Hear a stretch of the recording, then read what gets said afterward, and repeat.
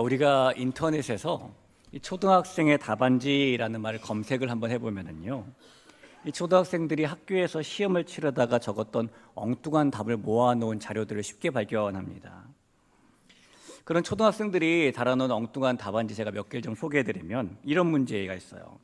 옆집 아주머니가 사과를 주셨습니다. 뭐라고 인사해야 할까요? 라는 시험 문제입니다. 정답이 뭘까요? 감사합니다겠죠. 그런데 어느 초등학생이 이렇게 답했습니다.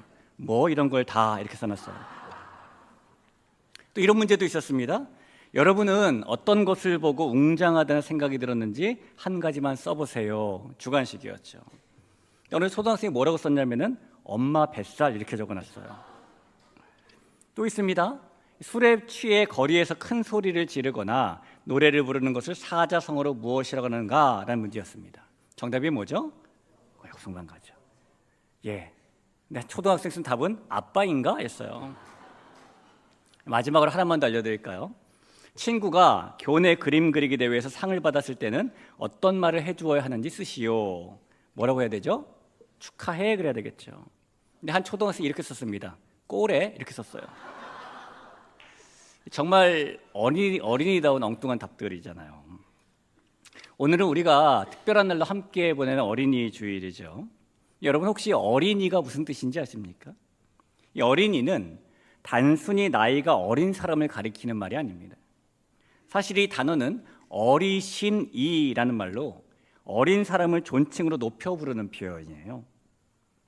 이 19세기 이전까지만 해도 여성은 사회적으로 인격적인 존재로 대우받지 못했죠. 그저 남성에게 종속된 존재로 여겨졌습니다. 어린이도 마찬가지였는데 어린이는 20세기 이전까지도 부모나 사회의 부속물처럼 여겨지고 독립적인 인격체가 인정받지 못합니다. 그래서 이 필립 아리에스라는 프랑스 사회학자가 말하기를 지난 19세기는 여성을 발견한 세기이고 20세기는 어린이를 발견한 세기이다라고 말하기도 합니다.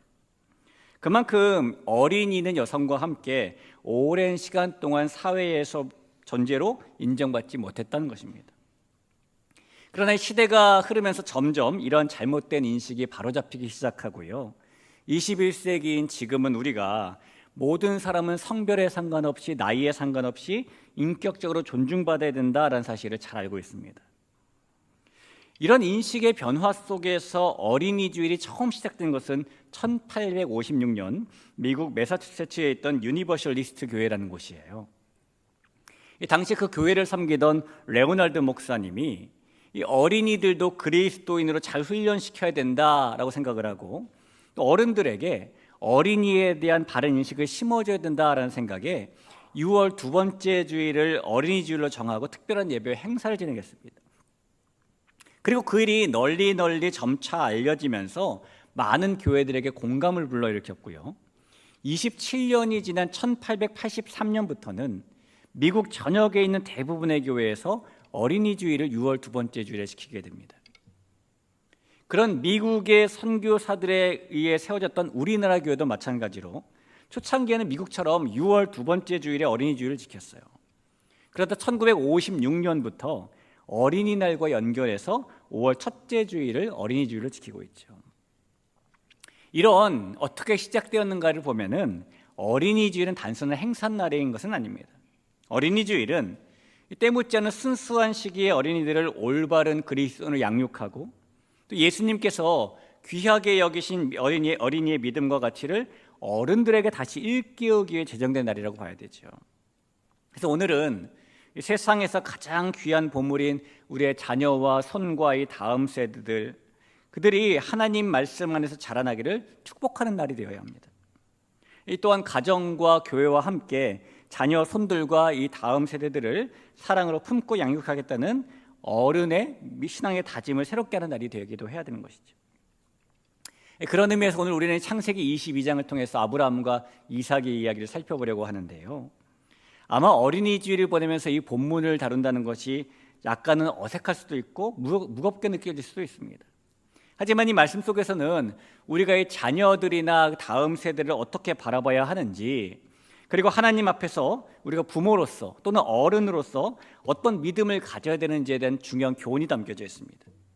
오늘 이 시간을 통해서 우리 모두가 이 자녀, 손들 또 다음의 세대를 위해서, 그리고 어리신 이들, 그들을 하나님의 시선으로 바라보고 사랑과 믿음으로 대할 수 있는 어른의 자리를 올바로 세워나갔으면 참 좋겠습니다. 우리 지난 주일에 우리가 믿음의 사람 아브라함에 대해 있었던 두려움의 정체에 대해서 좀 살펴봤었습니다. 아브라함이 만났던 두려움 중에 하나는 자신에게 자녀가 없다는 현실에서 오는 미래에 대한 불안감이었죠. 그 두려움 속에서 아브라함이 차라리 자기 집에서 일하던 종 엘리에셀을 상속자로 삼아야 되겠다라고 생각할 정도로 그는 낙심해 있었습니다. 그러나 하나님께서 그런 아브라함에게 하늘의 별들을 보여주시면서 그의 후손에 대한 약속을 다시 한번 분명하게 확인시켜 주셨고, 짐승을 쪼개면서까지 언약을 체결하시면서 그 약속이 결코 변하지 않을 것이라고 확증해 주셨죠. 자, 그리고 마침내 이 아브라함이 하나님께 약속을 처음 받은 지 25년이 지난 뒤 100세가 되었을 때에 드디어 아들 이삭을 품에 안게 됩니다. 자, 그렇기 때문에 아브라함에게 이삭은 단순히 아들이라는 의미를 넘어서는 존재일 거예요. 이삭은 아브라함에게 있어서 하나님의 약속이었고, 긴 기다림 끝에 주어진 약속의 성취였고, 기도의 응답이었고, 삶의 소망이었겠죠. 그리고 무엇보다도 이삭은 장차 큰 민족을 이루시겠다는 하나님의 계획이 시작되는 중심에 있는 존재였습니다. 자, 그런데 그런 존재인 이삭을 잘 키우고 있던 아브라함에게 어느 날 청천벽력처럼 느껴지는 하나님의 말씀이 주어집니다. 그 말씀이 이삭을 번제로 바치라는 오늘 본문의 말씀이에요. 2절을 한번 보실까요? 여호와께서 이르시되 내 아들 내 사랑하는 독자 이삭을 데리고 모리아 땅으로 가서 내가 내게 일러준 산산 거기서 그를 번제로 드리라. 여러분, 우리가 이 구절을 주의 깊게 보면 하나님께서는 단순히 아브라함에게 이삭을 번제로 드리라라고 말씀하지 않으셨어요. 그냥 그렇게만 말씀하셔도 충분하셨을 텐데, 하나님께서는 굳이 아브라함에게 내 아들, 내 사랑하는 독자 이삭을 번제로 드리라라고 말씀하십니다. 내 아들인데, 네가 사랑하는 아들, 네가 사랑하는 아들인데 하나밖에 없는 아들, 그 이삭을 바치라라고 말씀하신 겁니다. 이 말씀을 통해서 우리는 아브라함이 아들 이삭을 얼마나 깊은 사랑으로 키워왔었는지를 조금이라도 엿볼 수 있어요. 대부분의 부모가 그러듯이 아브라함도 이삭이 어릴 때는 행여나 넘어지지 않을까 이 마음을 졸이고, 이삭의 성장을 지켜보면서는 그가 잘못된 길로 가지 않을까 노심초사하면서 염려로 기도로 품었을 겁니다. 아브라함은 그렇게 때로는 기쁨 속에서 때로는 슬픔 속에서 걱정과 보람이 뒤섞인 날들을 보내면서 온 사랑과 온 마음으로 이삭을 키웠겠죠. 더구나 이삭은 그 아브라함이 100세 때 얻은 아들이고, 아내인 사라 역시 이미 갱년기에 접어든 후에 기적 같은 생명을 얻은 아들이기 때문에 이 아브라함에게 이삭은 정말이지 사랑하고 또 사랑할 수밖에 없는 그런 존재였어요. 그런데 바로 그런 아들을 하나님께서 번제로 드리라라고 말씀하시는 겁니다. 자, 여러분, 하나님이 말씀하신 번제가 무엇일까요? 하나님께서 레위기를 통해서 이스라엘 백성들에게 주셨던 제사에 대한 규례를 보면은, 하나님께 드리는 제사는 제물의 종류에 따라서, 제사를 드리는 방법에 따라서, 또 제사를 드리는 목적에 따라서 여러 명칭으로 구분됩니다. 예를 들어서 제물의 종류에 따라서는 이 가축을 제물로 드리는 다른 제사와는 달리 곡식을 제물로 드리는 제사를 소제라고 부르고요. 이 제물을 드리는 방법에 있어서 이 제물을 불로 태워 드리는 다른 제사들과는 달리 제물을 흔들어서 드리는 제사는 요제, 포도주를 부어서 드리는 제사는 전제라고 부르죠. 그리고 제사를 드리는 명칭의 이 목적에 따라서도 명칭이 구분되는데, 죄를 용서받기 위해 드리는 제사는 속죄제, 이웃에게 손해를 끼친 것을 보상하기 위해 드리는 제사는 속건제, 하나님과 화평할 목적으로 드리는 제사는 화목제로 부릅니다. 그리고 그 가운데 하나님께 전적으로 헌신과 순종을 하고자 할 때 드리는 제사를 번제라고 불러요. 번제는 하나님께 전적인 헌신을 할 때 드리는 제사인 겁니다. 그런데 하나님께서 주신 이 구약의 율법에 보면은 이 번제를 드리는 방법도 매우 구체적으로 나와 있거든요. 혹시 여기 계신 분들 중에 예전에 닭 한두 마리 정도 잡아보신 경험이 있으신 분도 계시죠? 여러분, 그때 닭을 잡을 때 어떻게 하시나요? 한 번도 전 해보지 않아서 상상만 해봤는데 이러지 않으십니까? 보통 닭의 목을 비틀어서 죽이고, 그다음에 목에다가 칼질을 해서 피를 다 빼내고 털을 뽑고 내장을 꺼내고 조각을 내고 그렇게 하시지 않습니까? 이 번제도 이와 비슷한 절차를 따르는데, 하지만 훨씬 더 엄중하고 정결한 방식이 번제에는 요구됩니다. 우선 번제를 드릴 때는 제사를 드리는 사람이 직접 날카로운 칼로 이 제물의 목 부위 기도와 식도와 경동맥을 한 번에 끊어야 돼요. 오늘날 유대인들도 쉐키타라고 불리는 정결한 도사법을 따라서 가축을 도살하는데요, 이 쉐키타에 따르면은 가축을 도살할 때에 만약 한 번에 정확한 칼질로 목 부위를 자르지 못하면 이 도살이 부적격됩니다. 가축이 죽어도 사용할 수가 없어요. 그렇게 하는 것이 이 가축의 고통을 최소화시켜주기 위한 일종의 배려이기도 한데, 번제를 드릴 때도 마찬가지로 제물의 목을 그렇게 베어야 하는 겁니다. 그리고 그렇게 제물의 목을 베고 나면 그 다음에는 제물의 피를 모두 빼야 하고요, 이어서 제물의 가죽을 벗기고 그 후에는 머리, 다리, 몸통을 모두 조각내어 나누고, 그리고 내장과 다리는 물로 깨끗하게 씻은 다음에 제물 전체를 제단 위에 올려놓고 불로 태우는 것, 이것이 번제를 드리는 방법이에요. 자, 그런데 하나님께서는 지금 아브라함에게 이 번제의 과정을 자신의 아들, 자신이 사랑하는 아들, 자신에게 하나밖에 없는 독자 이삭에게 직접 행하라라고 명령하신 겁니다. 다시 말해서 아브라함 자신의 손으로 아들 이삭의 목을 베고 이삭의 피를 다 빼고 이삭의 가죽을 벗기고 조각내어서 불태워버리라라고 말씀하신 거예요. 여러분, 정말로 이 정도면 아브라함에게 청천벽력과 같은 명령이 아닐 수 없죠. 자, 그런데 성도 여러분, 그럼 너무나도 이상하게 느껴지고 이해할 수 없을 만큼 충격적이고, 심지어 내 자손이 저 하늘의 별들과 같이 되리라라고 이미 하셨던 약속과 정면으로 대치되는 것과 같은 하나님의 말씀을 듣는 아브라함이 그 말씀을 듣고 어떻게 반응하는지 아십니까? 3절을 보겠습니다. 아브라함이 아침에 일찍 일어나 나귀의 안장을 지우고 두 종과 그의 아들 이삭을 데리고 번제에 쓸 나무를 쪼개어 가지고 떠나 하나님이 자기에게 일러주신 곳으로 갔다라고 합니다. 아브라함이 하나님의 이런 명령을 듣자마자 다음날 아침에 일찍이 일어났대요. 일찍부터 채비하고 하나님 일러주신 곳으로 묵묵히 출발했다는 겁니다. 여러분, 아브라함이 아침에 일찍이 일어났다라는 이 정확한 표현은 성경에 딱 3번 나와요. 우선 첫 번째로 나오는 것은 창세기 19장입니다. 창세기 19장에서 하나님께서는 아브라함에게 이 소돔과 고모라 죄악이 가득한 그곳을 심판하시겠다는 것을 알려주셨어요. 그때 아브라함은 그곳에 살고 있는 의인들도 함께 심판받을 것에 마음 아파하며 근심 속에 하나님께 간청을 하죠. 하나님, 저 소돔과 고모라에 의인 50명이 있어도 심판하실 것인가요? 45명이 있으면요? 40명이 있으면요? 그래도 점점 내려와서 10명이 있으면요? 까지 내려가면서 자신의 근심된 마음을 하나님께 토로합니다.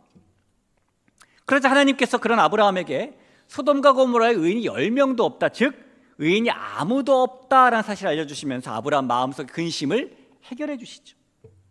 그러자 그 다음날 아브라함이 이렇게 합니다. 창세기 19장 27절 28절이에요. 아브라함이 그 아침에 일찍 일어나 여호와 앞에 서 있던 곳에 이르러 소돔과 고모라와 그 온 지역을 향하여 눈을 들어 연기가 옹기가마의 연기같이 씻었음을 보았더라. 이 마음에 근심이 있었는데 근심을 하나님께서 해결해 주시자 그 다음날 아침에 일찍 일어났다는 거예요. 자, 아브라함이 아침에 일찍이 일어났다라는 표현이 두 번째로 나오는 곳은 창세기 21장입니다. 창세기 21장에서는 이삭이 태어났어요. 근데 어느 날 어머니 사라가 보니까 여종 하갈의 아들인 이스마엘이 이삭을 조롱하고 업신여기는 것을 그녀가 목격하게 됩니다. 그래서 이 일을 그냥 참을 수 없었던 사라가 아브라함에게 저 하갈과 이스마엘을 당장 집에서 내쫓으라고 요구하죠. 하지만 여러분, 그래도 아브라함 입장에서는 이 이스마엘이 아들이잖아요. 그러다 보니 이 하갈과 이스마엘을 내쫓으라고 하는 것이 아브라함에게 근심이 되죠. 근데 그때 하나님께서 아브라함에게 나타나셔가지고 이삭이 하나님께서 정하신 약속의 자손이 맞다라고 말씀해 주시면서 뭐라고 하시냐면 이스마엘도 한 민족을 이루게 할 테니 사라의 말대로 하라라고 말씀하셨어요. 아브라함 마음속에는 근심을 해결해 주신 겁니다. 그 후에 다음날 아브라함이 이렇게 했대요. 창세기 21장 14절입니다.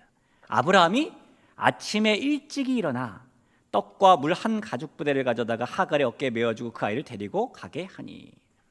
자, 이번에도 마음에 근심이 있었는데 하나님의 말씀이 그 근심을 해결해 주자 아브라함이 아침에 일찍 일어났다는 겁니다.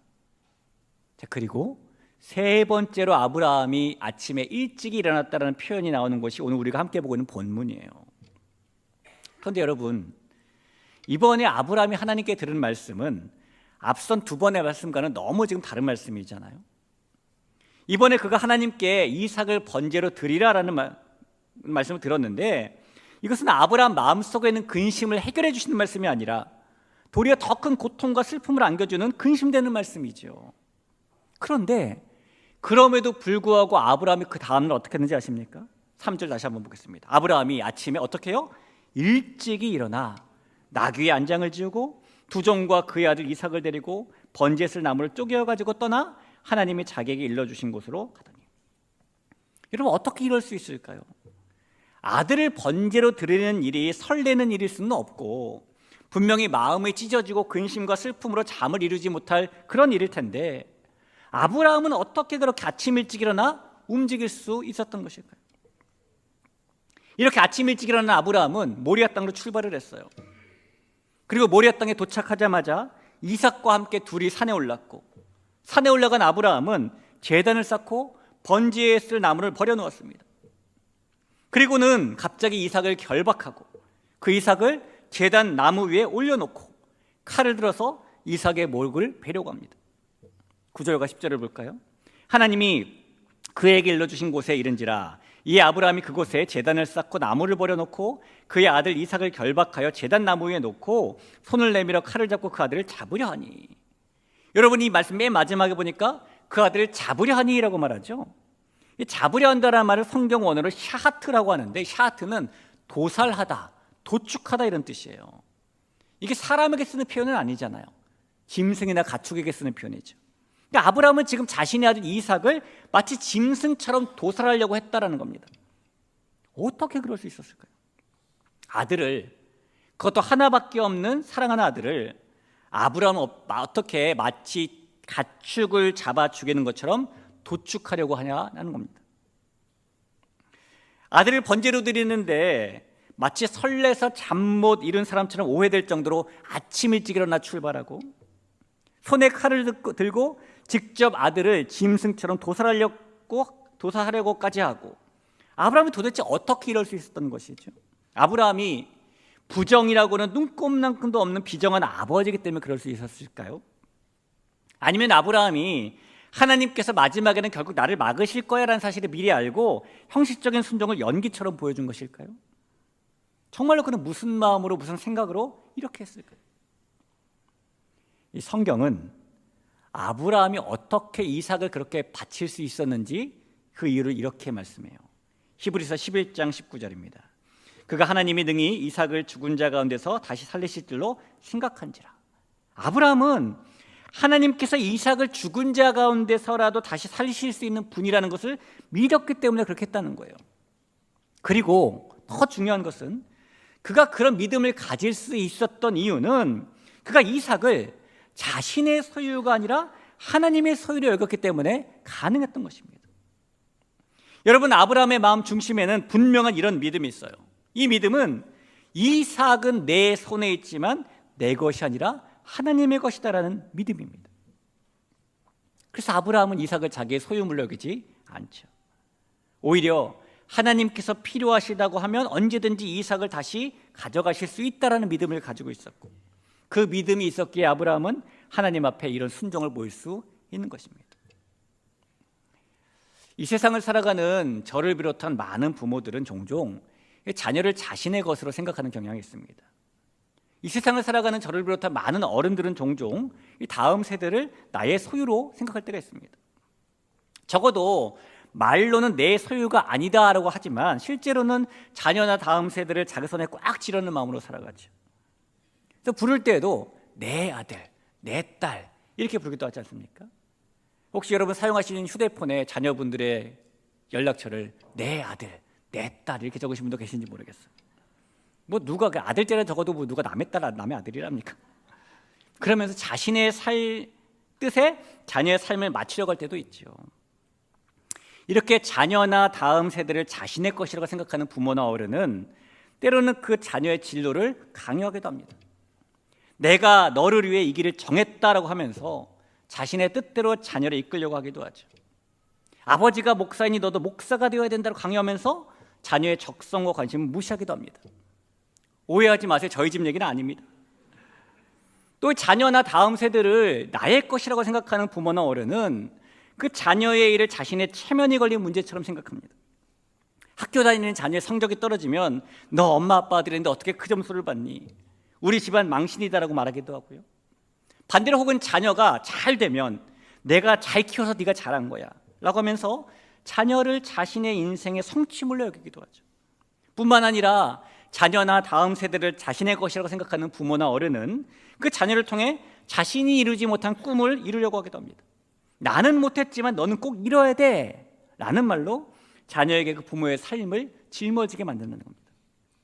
그런 부모나 어른은 배우자나 친구와의 관계가 소원해질 때에 너 없으면 나는 못 살아라고 말하면서 자녀에게 감정적으로 의존하기도 하고요. 내가 너를 위해서 얼마나 희생을 했는데 네가 나를 이렇게 힘들게 해 라는 말로 자녀에게 죄책감을 심어주기도 합니다. 혹은 자녀를 이 투자의 대상으로 여겨가지고 이 정도 공부시켰으면 네가 성공해야지, 이 정도 내가 널 키웠으면 내 노후는 네가 책임져야지, 이렇게 은근한 보상을 요구하기도 합니다. 그런데 여러분, 이처럼 자녀나 손주나 또는 다음 세대를 내 것으로 여기다 보면은 결국에 부모와 자녀 사이, 조부모와 그 손주 사이 또는 어른과 아이들 사이에는 긴장과 갈등이 이어질 수밖에 없어요. 왜냐하면 이런 태도는 하나님께서 맡기신 자녀를 청지기의 마음으로 돌보는 것이 아니라 내 손에 있는 자신의 소유물처럼 여기는 데서 비롯된 것이기 때문입니다. 하지만 성경은 우리에게 자녀는 부모의 소유가 아니라 하나님의 소유라고 분명히 말하죠. 시편 127편 3절에 보니까 보라, 자식들은 여호와의 기업이요 태의 열매는 그의 상급이다 라고 말하지 않습니까?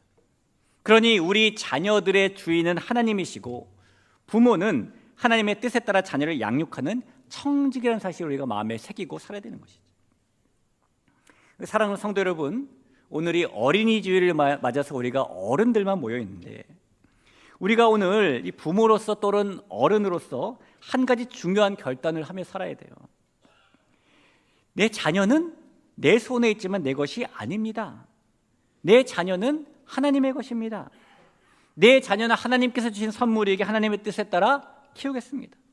하나님께서 필요하시면 언제든지 내 자녀를 통해 하나님의 영광을 나타내십시오. 하나님, 저희가 이 자녀에게 하나님 사랑하는 법을 보여주는 어른 되게 하십시오.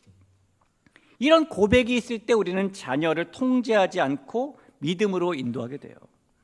이런 고백이 있을 때 우리는 자녀를 통해 부모인 우리의 꿈을 이루려고 하지 않고 자녀가 하나님의 꿈을 이루는 통로가 되도록 돕습니다. 또한 이런 고백이 있을 때 우리는 자녀를 우리 손에서 놓지만 동시에 하나님의 손에 온전히 맡기는 믿음의 길을 걷게 되죠. 여러분, 아브라함이 그랬다는 겁니다. 아브라함은 이삭이 자신의 것이 아니라 하나님께서 맡겨주신 생명을 알았고, 그래서 그는 이삭을 소유의 대상이 아니라 청지기의 자세로 돌봐야 될 선물로 여겼고, 그래서 결국 아브라함은 하나님께 이런 순종을 보일 수 있었던 거예요. 오늘 이 자리에 있는 저와 여러분도 아브라함처럼 자녀, 손들을 하나님의 손에 올려드릴 수 있어야 합니다. 설령 그 일이 아브라함이 아들을 번제로 드리려고 했던 것처럼 눈물겹고 고통스러운 믿음의 순간일 수도 있지만 우리는 우리의 자녀가 하나님의 소유임을 인정하고 하나님께 드릴 수 있어야 하는 것입니다. 존귀한 성도 여러분, 우리가 우리의 자녀, 손들이 내 손에 있지만 내 것이 아닌 하나님의 것이라고 고백하며 살 수 있기를 주님의 이름으로 간절히 부탁을 드립니다. 자, 그렇게 우리가 내 손에 있지만 내 것이 아닙니다, 하나님의 것입니다라고 고백하고 나아가면 무슨 일이 일어날까요? 오늘 아브라함이 이삭이 내 손에 있지만 내 것이 아닙니다, 하나님의 소유입니다라고 고백하며 하나님께 드렸을 때 무슨 일이 일어납니까? 아브라함이 칼을 들어서 이삭을 제물로 바치려고 하는 그 순간 하나님께서 이 아브라함을 급히 부르십니다. 11절이죠. 여호와의 사자가 하늘에서부터 그를 불러 이르시되 아브라함아 아브라함아 하시는지라. 아브라함이 이르되 내가 여기 있나이다 하매. 지금 아브라함을 몇 번이나 부르셨어요? 아브라함아, 아브라함아. 그리고 하나님께서 그 아브라함에게 이삭을 돌려주시고 더 크고 풍성한 축복과 약속으로 응답하시죠. 12절을 보겠습니다. 사자가 이르되 그 아이에게 내 손을 대지 말라. 그에게 아무 일도 하지 말라. 내가 내 아들 내 독자까지도 내게 아끼지 아니하였으니 내가 이제야 내가 하나님을 경외하는 줄을 아노라 라고 합니다. 그리고 그가 발견한 게 뿔이 걸린 수양이잖아요. 그리고 그가 발견한 게 준비하신 여호와 이레잖아요. 여러분, 우리가 아브라함처럼 믿음의 결단을 하고 하나님의 계획 안에 참여할 때에 아브라함이 만났던 여호와 이레를 만나며 살 수가 있게 되는 것입니다. 그것이 그에게 더 크고 풍성한 약속과 또 주어진 축복이었어요. 사랑하는 성도 여러분, 오늘도 하나님께서는 우리에게 이렇게 묻고 계실 거예요. 너의 손에 있는 너의 자녀, 너의 미래, 너의 자녀들의 미래 내 손에 올려놓을 수 있겠냐? 그 물음에 아브라함처럼 믿음의 고백과 결단으로 응답하는 가정들 위해 하나님께서 여호와 이레라는 더 크고 놀라운 약속으로 응답하실 줄로 믿습니다. 우리나라의 어린이날이 지정된 것은 우리가 아직 일제강점기의 아픔을 겪고 있던 1923년이죠. 그때 이 소파 방정환이 우리 민족 최초로 어린이날을 제정하면서 어린이날의 약속이라는 글을 남겼는데 이런 내용입니다. 어린이를 내려다보지 마시고 쳐다보아 주십시오. 어린이를 어른보다 더 높게 대하십시오. 어린이를 절대 윽박지르지 마십시오. 어린이의 생활을 항상 즐겁게 해 주십시오. 어린이는 항상 칭찬해가며 기르십시오. 그로부터 지금까지 약 100년 정도가 지났어요. 그런데 안타깝게도 오늘날에도 여전히 우리는 이 어린이를, 다음 세대를, 자녀를 통제의 대상으로만 여기거나 작고 미숙한 존재로 낮게 보는 시선을 버리지 못할 때도 있죠. 그러나 성도 여러분, 믿음의 어른으로서 우리가 분명히 기억해야 합니다. 어린이도 자녀도 하나님의 형상대로 지음받은 존귀한 존재고 그 안에 때로는 어른보다 더 맑고 찬란한 믿음의 보물이 숨겨져 있다는 것. 그리고 그 믿음의 보물이 더 찬란하고 아름답게 빛날 수 있도록 어른인 우리가, 부모인 우리가 기도로 감싸주고 사랑으로 키워주고 믿음으로 이끌어줘야 된다는 것. 그것이 어른에게 주어진 신성한 사명이라는 것. 우리 이 사실을 기억하고 살아야 되는 것이죠. 때로는 자녀를 놓는다는 것이 우리에게 너무나 두려운 일일 수도 있어요. 하지만 여러분, 하나님의 손은 부모인 우리의 손보다 훨씬 더 안전하고 훨씬 더 완전한 사실이라는 사실을 믿으시길 바랍니다. 오늘 이 말씀을 마치면서 이 시간 우리 모두가 하나님 앞에 믿음으로 결단하면서 한번 저를 따라서 이렇게 고백해 보시면 좋겠어요. 저를 따라서 한번 해보실까요? 하나님, 내 손에 있지만 내 것이 아닙니다. 내 삶도, 내 자녀도, 나의 미래도, 자녀의 미래도 모두 주님의 것입니다. 그런 고백을 가지고 나아갈 때에 우리 각 가정에 있는 자녀들만이 아니라 우리 대기일이라는 공동체에 함께 양육하고 있는 다음 세대도 함께 하나님께서 우리에게 맡기신 책임으로 우리가 믿고 고백하며 잘 길러나갈 때에 오늘 아브라함이 만났던 여호와 이레의 축복을 만나며 살아가는 우리 모두가 될 수 있기를 주의 이름으로 간절히 축원합니다.